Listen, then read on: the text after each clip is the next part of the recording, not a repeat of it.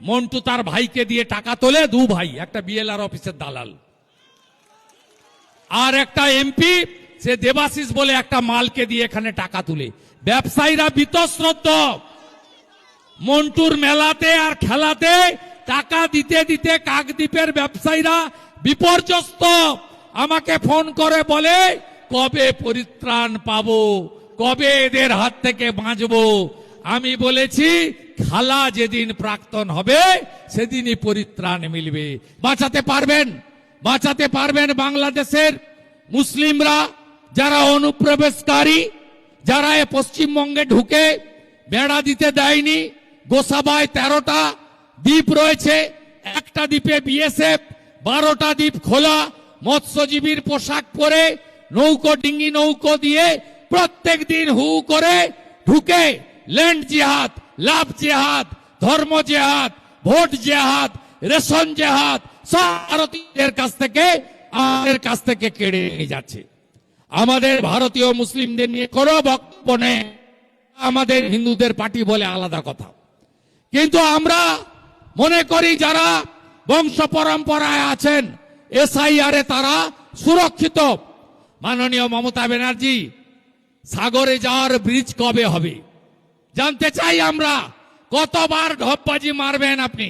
শুনে রাখুন, এই বঙ্কিম হাজরা তার জামাই বাবুকে তো চেনেন, বড় তোলাবাজ। বঙ্কিম হাজরা যত নাটক করুন না কেন, এই জলপথটা জাতীয় জলপথ। ভারত সরকারকে সাথে না নিলে আপনারা জীবনেও এসব করতে পারবেন না, জীবনেও করতে পারবেন না। আমি চ্যালেঞ্জ করে গেলাম আপনাদেরকে। আপনাদের কাছে বলে যেতে চাই, এই কাকদ্বীপের মন্টুরাম পাখিরা কত টাকা তুলেছে আপনাদের কোনো ধারণা নেই। একটা ভাই উড়িষ্যা এবং অন্ধ্রপ্রদেশের বর্ডারে জমি কিনেছে পেট্রোল পাম্প এবং রিসোর্ট বানানোর জন্য। উড়িষ্যার মুখ্যমন্ত্রীর নাম কি? বিজেপির মোহন মাঝি। অন্ধ্রপ্রদেশে কাদের সরকার? এনডিএ সরকার। মুখ্যমন্ত্রীর নাম কি? এন চন্দ্রবাবু নাইডু। উপমুখ্যমন্ত্রীর নাম কি? পবন কল্যাণ। একটু সাবধান থাকবেন, একটু সাবধান থাকবেন। এখানে যেমন আচরণ করবেন, ঠিক নিউটনের তৃতীয় গতিসূত্র আছে, প্রত্যেক ক্রিয়ার সমান এবং বিপরীত ধর্মী প্রতিক্রিয়া। ভদ্র হয়ে যান, সব পার্টি থাকবে, সবার ঝান্ডা থাকবে। আমি আমার কথা বলবো, আপনারা 15 বছর কিছু করেননি। সাগর, পাথর প্রতিমা, কাকদ্বীপ, মন্দির বাজার, কুলপি, সব গ্রামে যুবকরা পরিযায়ী শ্রমিক হয়ে গেছে। কোন গ্রামে যুবক থাকে না, সব গুজরাটে চলে গেছে, উড়িষ্যায় চলে গেছে, অন্ধ্রে চলে গেছে, কেরালায় চলে গেছে, মহারাষ্ট্রে চলে গেছে, রাজস্থানে চলে গেছে। কেন চলে যাবে? আমাদের জেলার, আমাদের রাজ্যের যুবক ছেলেরা তাদের স্ত্রী পুত্র পরিবার বাবা মাকে ছেড়ে এর উত্তর মন্টুরাম পাখিরাদের দিতে হবে। ভয় দেখিয়ে লাভ নেই। আর পুলিশকে বলে গেলাম, কোটেশ্বর রাও, আপনাকে আমি চিনি ভালো করে। আমি যখন বাঁকুড়ায় অবজারভার ছিলাম, আপনি আমার গাড়ির গেটের সামনে দাঁড়িয়ে থাকতেন। আমি আপনাকে সাবধান করে গেলাম, আপনি যা কাণ্ড কারখানা এখানে করছেন, সবচেয়ে বড় অপরাধ করেছেন মা কালীকে প্রিজন ভ্যানে তুলে। ঋষি বঙ্কিমচন্দ্রের 150 বছর বন্দে মাতরমের 7ই নভেম্বর। আপনারা ঋষি বঙ্কিমচন্দ্রের পড়েছেন, ব্রিটিশের সময় মা কালীকে শিকল লাগানো হয়েছিল, শিকল পরানো হয়েছিল। আর আজকে মমতা ব্যানার্জির সময় আমরা মা কালীকে পার্থ অর্পিতা যে চোর ডাকাতরা উঠে প্রিজন ভ্যানে, মা কালীকে সেই প্রিজন ভ্যানে এরা তুলেছে। আমরা হিসাব নেব, বদলা হবে, বদলাও হবে। শুধু জোট বাঁধন, তৈরি হন, বুথে বুথে সংগঠিত করুন।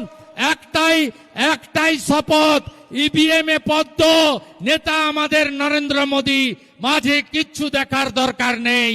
আমরা সুশাসন দেব, সুরক্ষা দেব উত্তরপ্রদেশের মতো, আমরা গুজরাটের মতো শিল্প আনব, আমরা মহারাষ্ট্রের মতো উন্নয়ন করব, আমরা আসামের মতো অনুপ্রবেশকারী মুক্ত পশ্চিম বাংলা গড়ব। প্রতি হাতে কাজ, 6টা জায়গায়, 6 জায়গায়। আরে হামলা করলে কিছু হবে না। আমি এসব হামলা টামলা, আমি নন্দীগ্রাম করালো।